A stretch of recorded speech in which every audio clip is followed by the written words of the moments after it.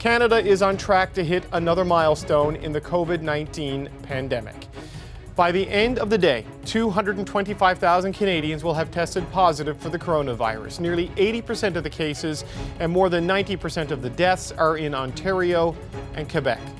The government of Quebec says it will issue fines to fitness centers that reopen in red zones. A group of gym owners had threatened to defy an order that they stay closed for another 4 weeks. Quebec's deputy premier says they are prepared to be severe with those who break pandemic rules. Other provinces are struggling as well. Manitoba is reporting 170 new cases and 3 more deaths. The Cross Lake First Nation has been moved to critical on the province's pandemic scale. The chief and council there are ordering people to stay home and only leave for medical care or to get essential supplies. Canada's Chief Public Health Officer issued a report today on the state of public health in Canada.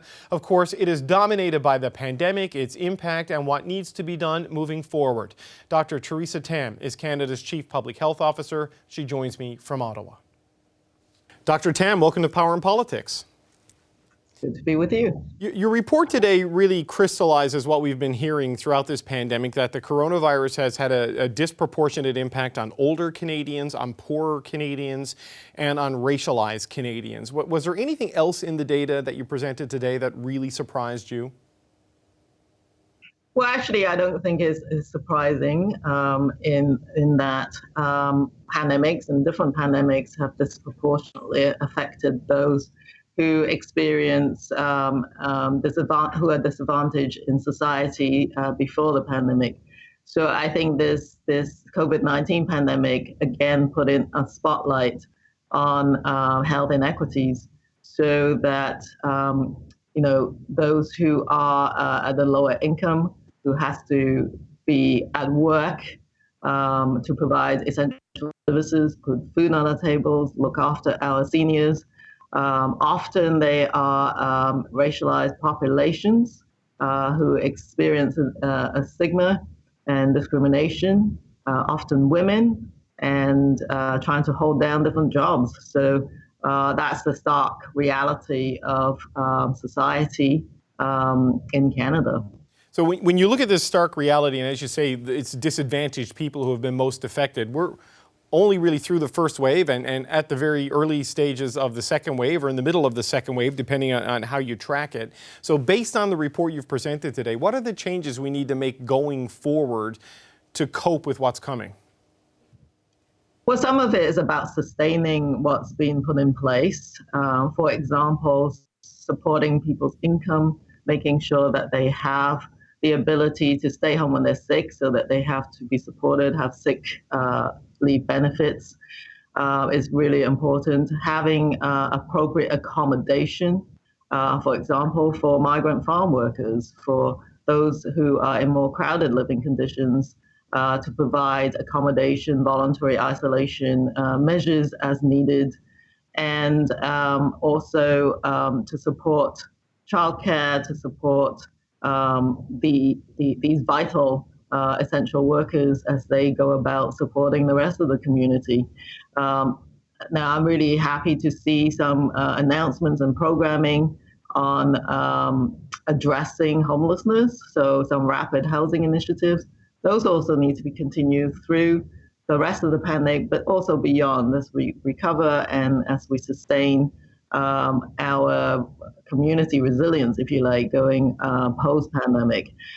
And these economic and social support, if we, I'm sure people will be evaluating and looking at lessons learned, but that's the kind of structural change that will help Canada and communities and individuals who are disadvantaged be more resilient should and when actually a different pandemic comes along in the future.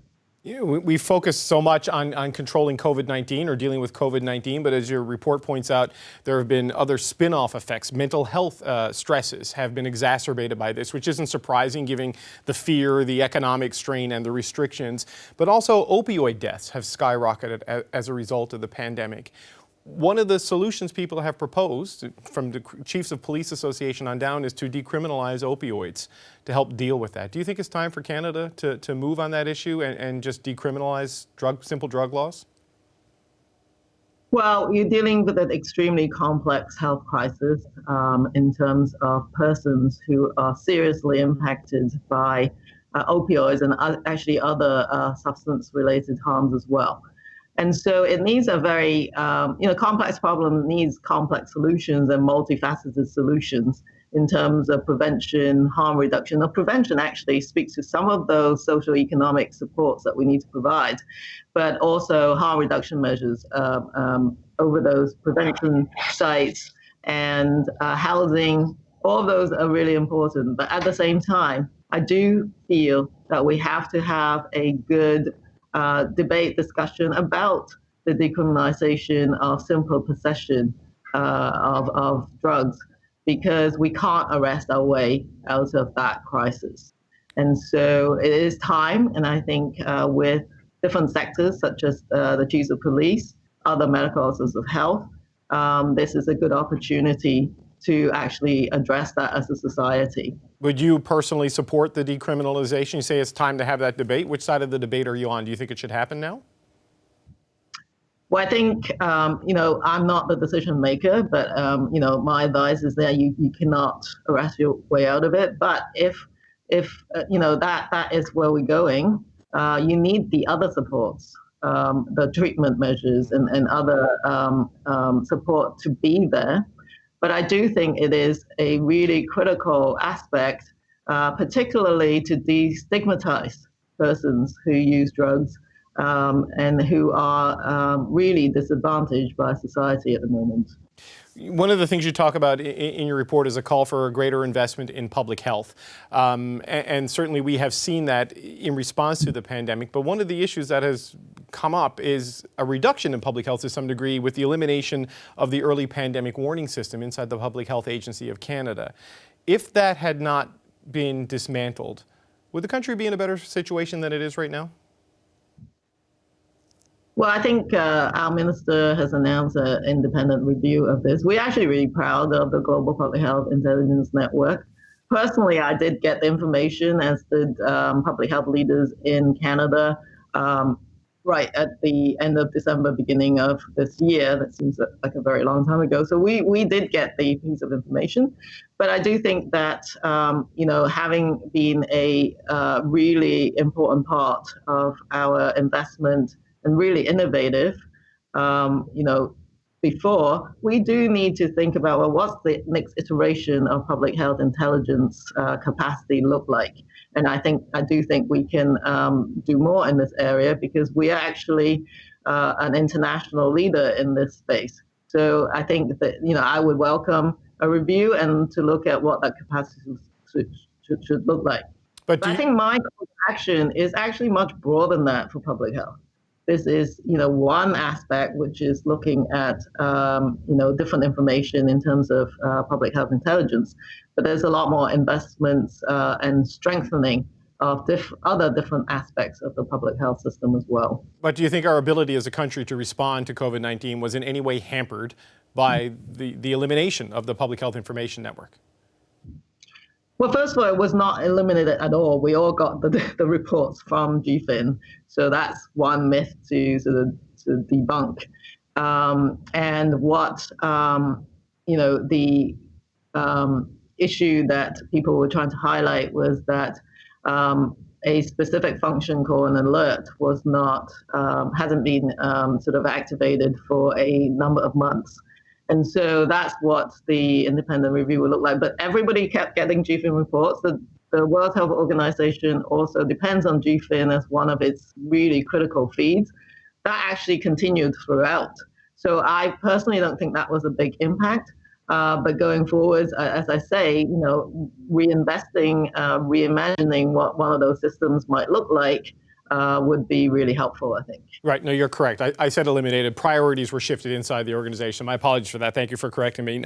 I want to switch, if I can, just a final point on the question of vaccines. Dr. Anthony Fauci in the United States says he believes that we'll know whether a vaccine is safe or effective, maybe by the end of November or by the end of this year. Do you share that optimism in terms of vaccine development? Well, we do know that a number of vaccines are now in what we call phase 3 clinical trials, which is where you look at trials in tens of thousands of people. And some of those trial results, if everything goes smoothly, could be available towards the end of the year. And but when I say if everything goes smoothly, it depends on, not just recruitment, but the power of the study, how many people in the vaccine arm and the placebo arm catches COVID-19. So there's a number of unknowns. So I think that is, if everything go well, I'll be cautiously optimistic as well. But that's only the beginning of the journey to get the vaccine then implemented, the program implemented. So there'll be a number of regulatory review steps, as well as what I would say is one of the most complex vaccine programs to be delivered in Canada to ensure that what we provide Canadians is both safe, safety is paramount, and effective. And so once we do get one, if we get one, and we know that it's safe and effective, how quickly do you think it can be rolled out in Canada, and who do you think should get it first? Well, I think we are looking at different scenarios. So it depends which vaccines become successful. What I do know is that the regulatory authorities have put in measures so that vaccine manufacturers can submit their data on a continuous basis rather than to wait all the way to the end of all the trials. And so they'll be getting those kind of what we call rolling submission. At the same time, manufacturers have already started manufacturing some doses of this vaccine while waiting for results. So if the results show that they're safe and effective, there could be some doses even at the beginning of next year. What I would caution is that, Canada, as you've heard from ministers and the Prime Minister, has actually put in agreements with quite a number of manufacturers and aiming to provide vaccines to everyone in this country. And so, but, not all the doses are going to be available at the same time. So there will be recommendations, and we're looking to external experts, our National Advisory Committee on Immunization, to provide some interim guidance. But just to caution that any interim guidance will also have to be adjusted based on the results of the clinical trials. But I would expect when they come out to consider, of course, people at higher risk and those who are providing healthcare and maybe other essential services as well. But I expect this advisory committee to provide some recommendations soon. Okay, Dr. Theresa Tam, thank you so much for your time. You're welcome. So the annual report on Canada's public health response to COVID-19 found the pandemic is hitting vulnerable populations hard. Is Ottawa taking the right approach to support those most at risk? It's time for the Power Panel. Columnist for the Winnipeg Free Press and associate professor at the University of Manitoba, Nigan Sinclair. In Toronto, Amanda Alvaro of Pomp and Circumstance. Summa Strategies' Tim Power is here in Ottawa. Tim Powers, excuse me, I can't believe I got that wrong. Get that right. And in Bell River, Ontario, former NDP MP Tracy Ramsey, now an organizer for Unifor. Tim, I won't be able to go home again after doing that.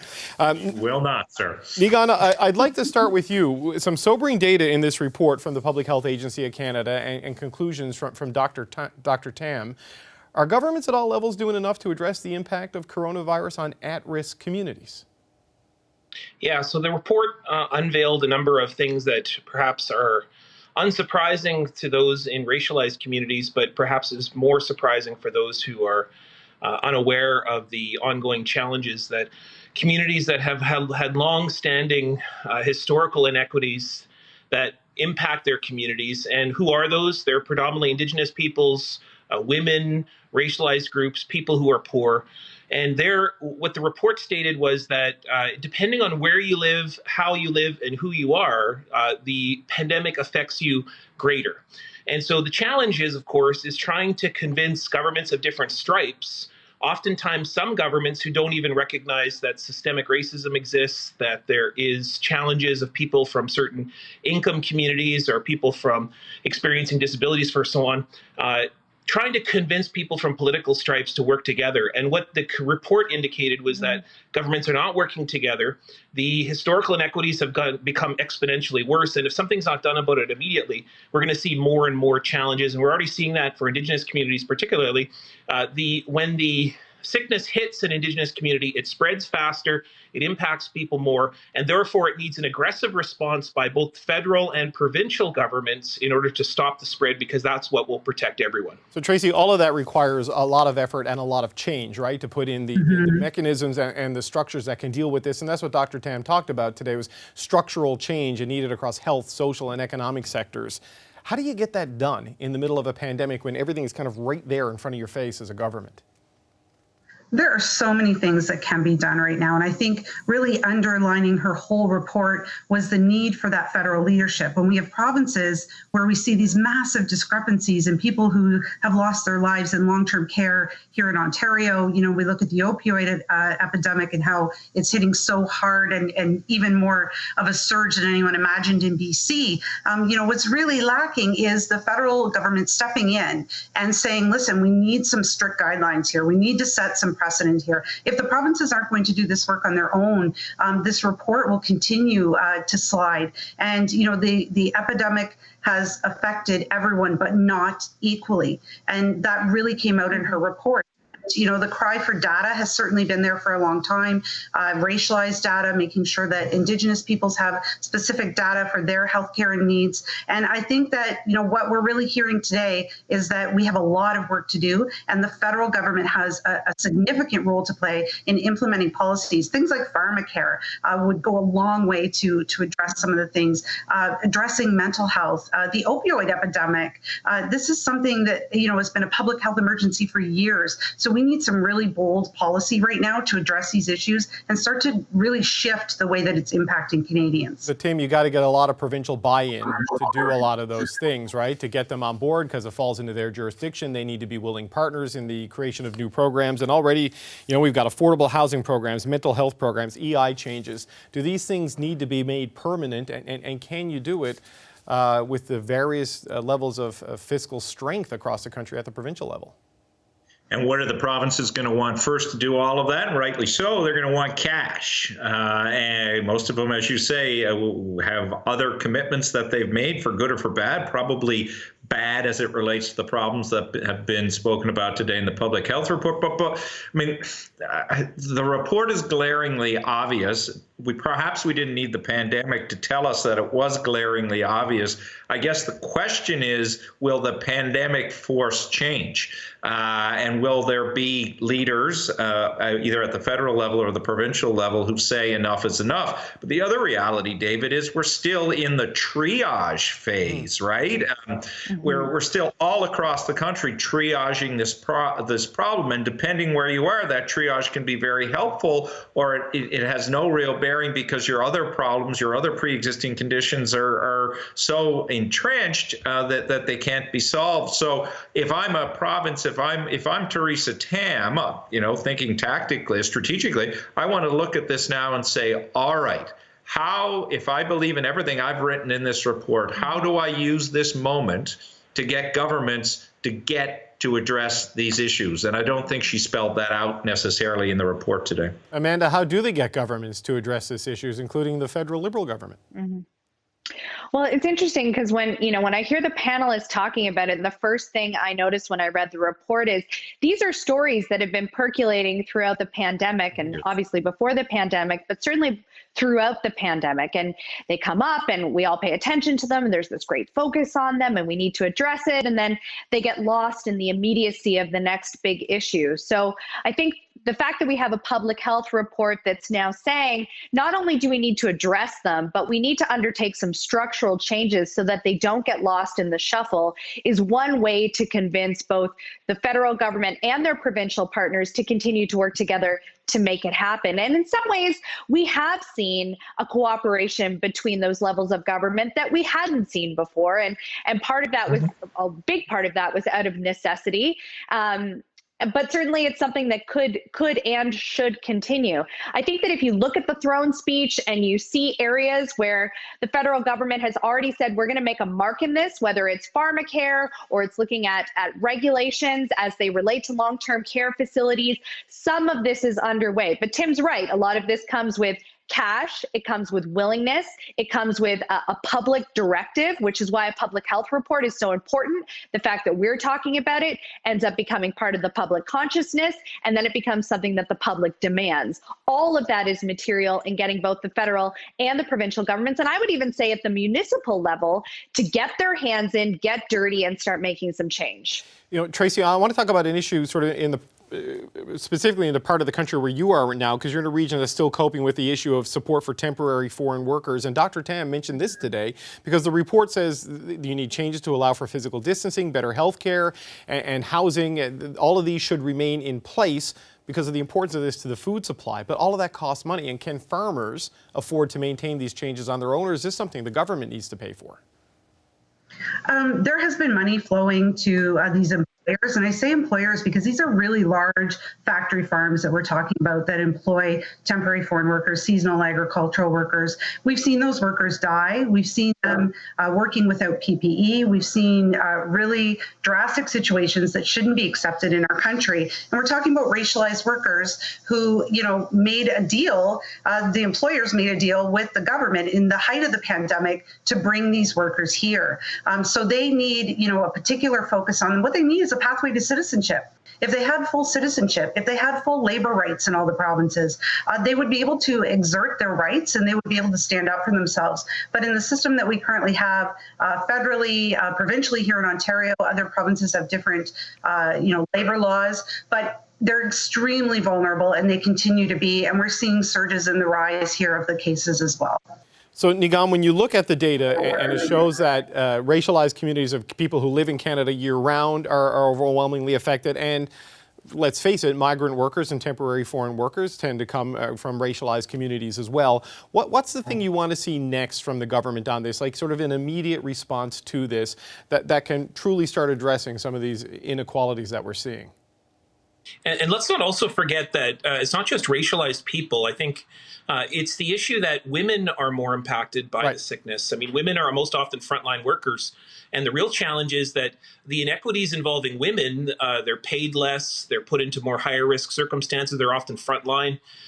Women are put into dangerous situations, and women are the one who are often taking care of people at home as well. So they've got the double whammy of being both at work and at home in high-risk situations. The bottom line of it is that we have a real opportunity here as a country to look at, for one of the very first times in history, by protecting those who have been most disenfranchised by history, by policies and practice. Those who have been most affected and marginalized, those are who, if we protect them, we will also protect all Canadians at the exact same time. And that's what this great moment in the pandemic, I think, leads us to, as a solution that, for one of the very first times in history, I think Canada's facing itself and facing the possibility of how is it that we can come together as a community. And so it really, governments really need to look beyond political stripes. Now, will that happen? I'm not always so certain, because I think if we see in particular areas of the country, there's real issues around race in those communities, the treatment of women in those communities. I'm thinking particularly of the challenges in Quebec of a premier who doesn't recognize systemic racism, or in Alberta where they're cutting studies of Indigenous peoples. And, we've got some real challenges in certain areas of the country that's very complex. And so our government's able to overcome that. Well, I think, as we pointed out here, at times when the federal government as a macro organization can look and provide dollars and incentives, then a leadership position can be given to even those who disagree with the federal government. Okay, we're going to have to take we can't continue to give that money. Sorry, just quick. What was that, Tracy? We need policy. It's beyond money, right? We can't continue to just put money in the same way we traditionally did. We have to be smart with policy. Hi, I'm Vashi Capellos, host of Power in Politics. See more of our show by subscribing to the CBC News channel or click the link for another video.